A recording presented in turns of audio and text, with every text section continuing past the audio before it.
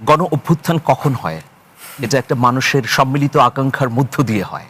গণ অভ্যুত্থান কিভাবে হবে, কখন হবে, সেটা পৃথিবীর কোনো সংবিধানে লেখা থাকে না। জি। এটা মানুষের প্রয়োজনে, যখন দেয়ালে পিঠ থেকে যায়, মানুষ যখন মনে করে যে আমার এই ব্যবস্থা পরিবর্তন করা দরকার, তখন গণ অভ্যুত্থান করে।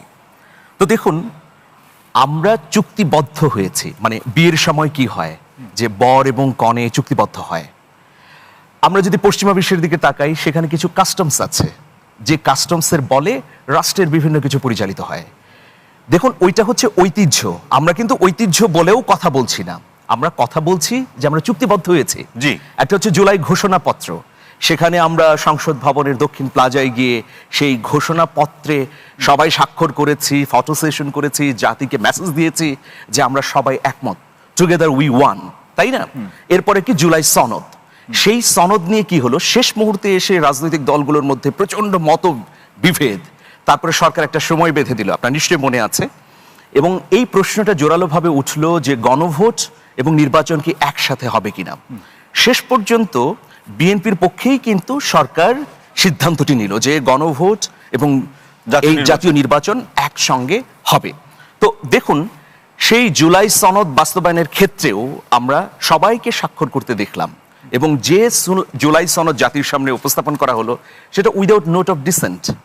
সেই অংশটার মধ্যে কিন্তু কোনো নোট অফ ডিসেন্ট নেই, যেটা সরকার উপস্থাপন করেছে জাতির উদ্দেশ্যে, যেখানে ভোট নিয়েছে।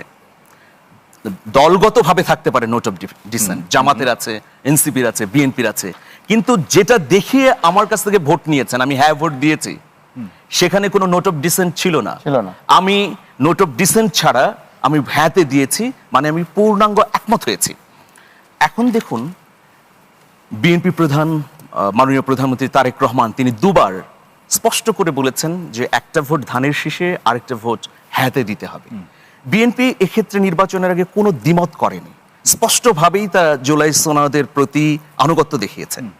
এখন যে প্রশ্নগুলো আসছে, আমি মনে করি এই প্রশ্নের পরিপূর্ণ সমাধান হতে পারে 12ই মার্চ সংসদ অধিবেশন বসার পরে। জি। এখন যে কথাগুলো উঠছে, সন্দেহ, সংশয়, এগুলো কেটে যাবে, মানে সংসদ বসলে এগুলো অনেকটাই কেটে যাবে, সেটা আমার মনে হয় কেটে যাবে। কিন্তু আমি এখানে একটু কথা বলি, আমার মনে হয় কি যে আমরা বিপদে পা না বাড়াই, আমরা যদি জুলাই সনদকে অ্যাভয়েড করি বা জুলাই ঘোষণাপত্রকে না মানি, তাহলে প্রথম বড় বিপদে কে পড়বে? এই সরকারই পড়বে।